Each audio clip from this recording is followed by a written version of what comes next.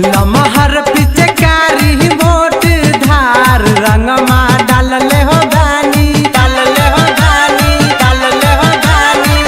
लमहर पिचकारी मोट धार रंगमा डालले हो गानी। ये कही पिचकारिया से तीन जना के रंगले हो गानी। ये कही पिचकारिया से तीन जना के रंगले हो गानी। साली सर हो जहौरी माल के रंगमा डालले हो गानी। लमहर पिचकारी मोट धार रंगमा डालले हो गानी।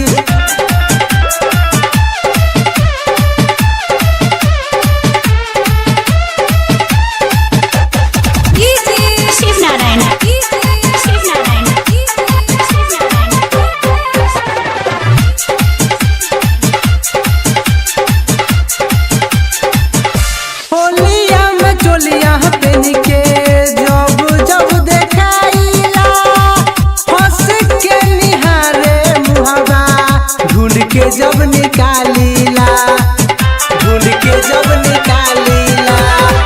होलिया में चोलिया पेन के जब जब देखाइला हंस के निहारे मुहावा ढूंढ के जब निकालीला। हतबा में पुआ पूरी चोलिया में कसले बानी। हतबा में पुआ पूरी चोलिया में कसले बानी। लमहर पिचकारी मोट धार रंगमा डालले हो बानी। लमहर पिचकारी मोट धार रंगमा डालले हो बानी।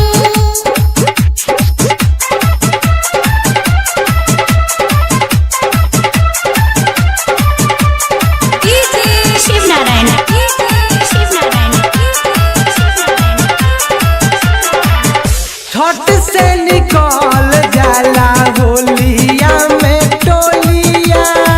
सभी देख के कहेला कि डाल द तू पानिया। छठ से निकल जाला होलिया में टोलिया। सभी देख के कहेला कि डाल द तू पानिया।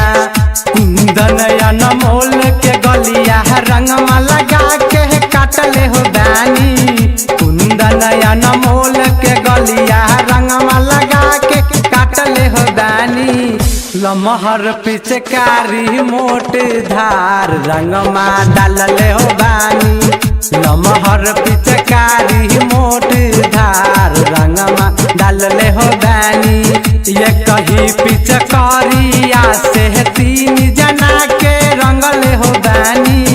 ये कही पिचकारिया से तीन जना के रंगले हो बानी। साली सर हो जहौरी माल के रंगमा डालले हो बानी।